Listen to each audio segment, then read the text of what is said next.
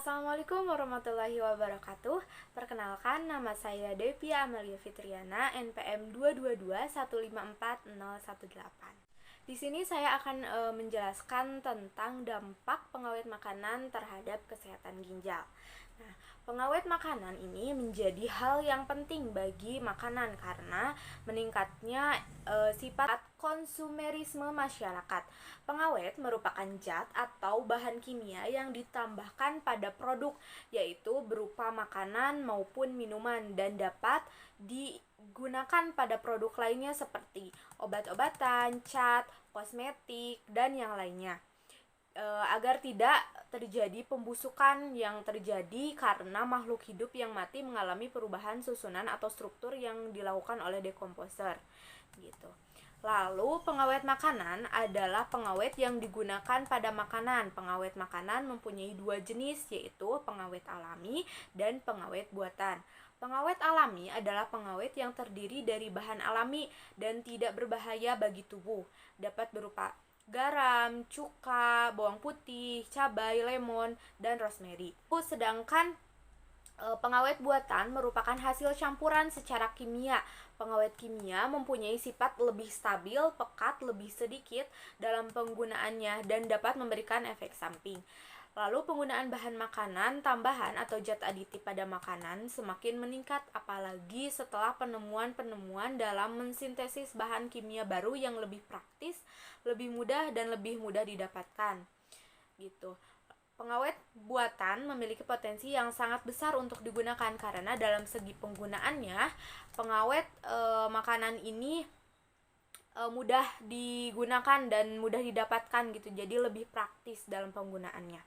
Lalu standar mengkonsumsi pengawet benzoat ini menurut BPOM nomor 36 tahun 2013 adalah 0,5 mg per kilogram berat badan. Apabila melebihi dari ketentuan yang telah ditetapkan, maka akan menimbulkan efek negatif bagi organ tubuh. Salah satunya adalah pada ginjal.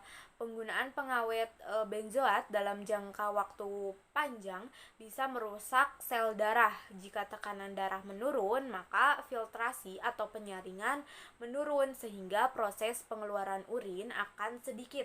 Apabila dibiarkan, racun yang tidak keluar akan bertumpuk gitu pada ginjal, dapat menyebabkan gangguan pada ginjal. Pengawet makanan buatan ini masih bisa dikonsumsi apabila dalam jumlah yang ditentukan untuk tubuh kita. Pengawet makanan buatan ada beberapa macam, yaitu asam sorbat, asam benzoat, asam propionat, sulfit, nitrit, dan nitrat. Salah satu bahan pengawet yang sering digunakan dalam makanan adalah asam benzoat C6H5COH. Pengawet ini sangat cocok untuk bahan makanan karena bahan ini sangat efektif pada pH 2,5 sampai 4,0 untuk mencegah perkembangan bakteri. Karena bahan ini mengandung garam yang lebih besar, jadi biasanya digunakan dalam bentuk garam Na-benzoat. Lalu ada dampak negatif dari penggunaan natrium benzoat berlebihan pada tubuh manusia, yaitu pemakaian pengawet natrium benzoat dalam jangka panjang dapat menimbulkan penyakit lupus, sistemik lupus erythematosus atau SLE. Menurut peneliti Lembaga Konsumen Jakarta (LJK), Nur Hasan menyatakan bahwa terdapat 350 pasien penderita penyakit lupus pada tahun 2009 yang berobat di Rumah Sakit Hasan Sadikin, Bandung, dan ditemukan 80% pasien lupus tersebut memiliki kebiasaan mengkonsumsi makanan dan minuman kemasan yang kaya akan pengawet. Yang kedua, ada efek samping lain yang bisa timbul adalah edema atau bisa disebut dengan bengkak akibat dari retensi atau tertahannya cairan di dalam tubuh, dan bisa juga karena naiknya tekanan darah sebagai akibat bertambahnya volume plasma akibat peningkatan air oleh natrium. Yang ketiga, dapat menyebabkan kanker karena natrium benzoat berperan sebagai agen karsinogenik. Contohnya saja pada minuman berisotonik di mana vitamin C, ascorbic acid yang dilarutkan dalam minuman isotonik akan bereaksi dengan natrium benzoat menghasilkan benzen. Nah, benzen ini dikenal sebagai polutan udara dan dapat menyebabkan kanker. Lalu yang keempat ada natrium benzoat dapat menimbulkan reaksi alergi dan penyakit saraf. Nah, kasus alergi ini belakangan dikabarkan semakin meningkat setiap tahunnya. Profesor Dr. Heru Sundaru, SPD KAI, Kepala Divisi Alergi FKUI atau RSCM Jakarta, mengatakan bahwa pada tahun 2005 jumlah penduduk dunia yang mengalami alergi sebanyak 22%. Data itu dikemukakan oleh Badan Kesehatan Dunia World Allergy Organization WHO. Dari jumlah tersebut, alergi di negara maju mencapai 40%, sedangkan beberapa peneliti di Indonesia menunjukkan angka yang belum pasti, namun selalu meningkat setiap tahunnya. Berdasarkan penelitian Badan Pangan Dunia FAO, konsumsi benzoat yang berlebihan pada tikus akan menyebabkan kematian dengan gejala-gejala hiperaktif, sariawan, kencing terus-menerus, serta penurunan berat badan. Yang dilakukan oleh Sheffield University di Inggris, sebuah riset, terdapat bahan pengawet makanan dan minuman yang sering digunakan, menyatakan bahwa natrium benzoat diperkirakan dapat merusak DNA. Hal ini dikemukakan oleh Profesor bidang biologi molekuler dan bioteknologi yang telah meneliti natrium benzoat sejak 1999. Aktivitas optimum terjadi antara pH 2,5 dan 4. Pengaruh pH pada penguraian asam-asam benzoat terlihat pada tabel, yaitu pengaruh pH pada penguraian asam benzoat dengan pH 3 sebanyak asam yang tidak terurainya itu 94. Lalu pH 4 asam yang tidak terurainya adalah 60. pH 5 asam yang tidak terurainya adalah 13. Lalu asam 6 yang asam tidak terurainya ada 1,5, dan pH 7 asam yang tidak terurainya adalah 0,15%. Jadi ada dua reaksi yang dapat menyebabkan efek dari asam benzoat, yaitu prosesnya ada dua tahap reaksi, yaitu dikatalisis oleh enzim sintetas, dan pada reaksi kedua dikatalis, yaitu oleh enzim asitransferase. Asam hipurat yang dibentuk dan diproses dari dalam hati kemudian diekresi melalui urin. Jadi dalam tubuh tidak terjadi penumpukan asam benzoat. Sisa asam benzoat yang tidak diekskresi sebagai asam hipurat dihilangkan toksisitasnya, berkonjugasi dengan asam glukuronat dan diekskresi melalui urin. Akan tetapi jika tekanan darah menurun, maka produksi pengeluaran urin akan terganggu. Inilah yang menyebabkan gangguan pada ginjal seperti penumpukan pada ginjal yang lama-kelamaan akan menyebabkan batu ginjal. Asam benzoat sangat bahaya apabila dikonsumsi oleh orang yang menderita asma dan urtikarial. Apabila dikonsumsi dalam jumlah yang banyak, maka akan mengiritasi lambungnya.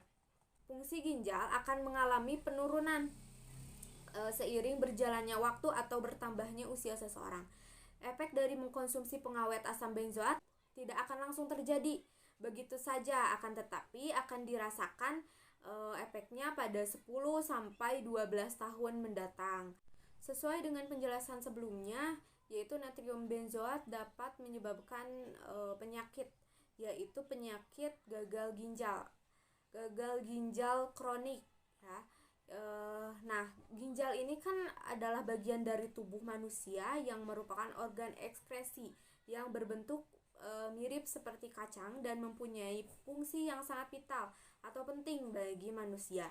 Nah, ginjal merupakan bagian dari sistem urin yang berfungsi menyaring kotoran dimulai dari darah dan membuangnya bersama dengan air dalam bentuk urin. Nah, biasanya orang yang mengalami gagal ginjal ini adalah orang yang sudah dewasa dan lanjut usia. Seseorang yang mengalami penyakit gagal ginjal tanpa merasakan gejala awal seperti kinerja dan kemampuan ginjal yang semakin menurun akan terjadi penumpukan sisa-sisa racun yang harusnya dikeluarkan dari tubuh. Hal ini dapat menyebabkan pembengkakan pada wajah, kaki, dan napas menjadi pendek dan sesak. Nah, berikut ini akan saya jelaskan tentang ciri-ciri penyakit ginjal. Di antaranya yaitu sering mengalami masalah anemia, saat dicek kadar hemoglobin atau Hb-nya rendah, lalu tubuh terasa mudah lelah, sering merasa sakit dan kram, penurunan nafsu makan, lalu susah tidur atau insomnia, wajah dan kaki terlihat bengkak, lalu mata terlihat cekung, dan mulut terasa kering seperti kekurangan lendir atau cairan dalam tubuh. Seiring bertambahnya usia, fungsi ginjal akan menurun dari 40 tahun ke atas usia manusia. Nah, dari 40 tahun ke atas ini manusia akan kehilangan beberapa nefron. Nefron ini merupakan saringan di dalam ginjal yang menyaring segala bahan yang masuk ke dalam ginjal. Nah, setiap dekade pertambahan umur, fungsi ginjal akan menurun sekitar 10 mili per meter atau 1,73 meter persegi dengan perhitungan standar laju filtrasi glomerulus. Normalnya itu sekitar 100 mili per menit atau 1,73 meter kubik. Penurunan ini sama dengan 10% dari kemampuan normal fungsi ginjal. Penurunan fungsi ginjal ini terjadi juga karena gangguan penyakit. Contohnya dari dari kecelakaan, dari keracunan, lalu ataupun luka. Sekitar 20% ini yang lebih banyak berpengaruh sehingga bisa terjadi kerusakan ginjal yang berat karena infeksi. Karena infeksi pada ginjal, batu ginjal, dan penyakit kronis lainnya yang diakibatkan oleh ginjal yang terganggu. Lalu di sini ada cara untuk mencegah penyakit ginjal. Yang pertama, kita harus bisa mengendalikan dan mengontrol penyakit primer agar tidak komplikasi gagal ginjal. Penyakit ginjal adalah penyakit sekunder yang terjadi karena dorongan dari penyakit primer yang mendasarinya. Contohnya, penyakit diabetes, tekanan darah tinggi, dan juga bisa mengendalikan penyakit jantung itu sendiri. Jika seseorang bisa mengendalikan penyakit-penyakitnya, maka akan bisa mengendalikan penyakit jantung gitu. Yang kedua, mengurangi makanan yang mengandung garam karena garam mengandung natrium yang sangat tinggi. Natrium yang tinggi ini menyebabkan tekanan darah yang tinggi juga dan bisa menyebabkan terjadinya proses pembentukan batu ginjal. Yang ketiga, minum banyak air putih supaya terhindar dari dehidrasi, dan air juga merupakan komponen yang penting bagi tubuh. Air bisa berguna dalam membantu mengeluarkan racun dari dalam tubuh, lalu bisa mempertahankan volume serta konsentrasi darah. Selain itu, air dapat berguna dalam memelihara sistem pencernaan dan membantu mengendalikan suhu tubuh. Yang keempat, jangan menahan buang air kecil. Penyaringan darah merupakan salah satu fungsi paling utama yang dimiliki ginjal. Nah, pada proses penyaringan, maka jumlah kelebihan cairan akan tersimpan di dalam kantung kemih yang harus segera dikeluarkan. Walaupun kantung kemih dapat menampung lebih banyak urin, saat kantung kemih menampung 120 sampai 250 mili urin, maka rasa ingin buang air kecil akan dirasakan oleh manusia. Nah, sebaiknya hal ini harus dihindari karena berdampak besar pada proses terjadinya penyaringan ginjal.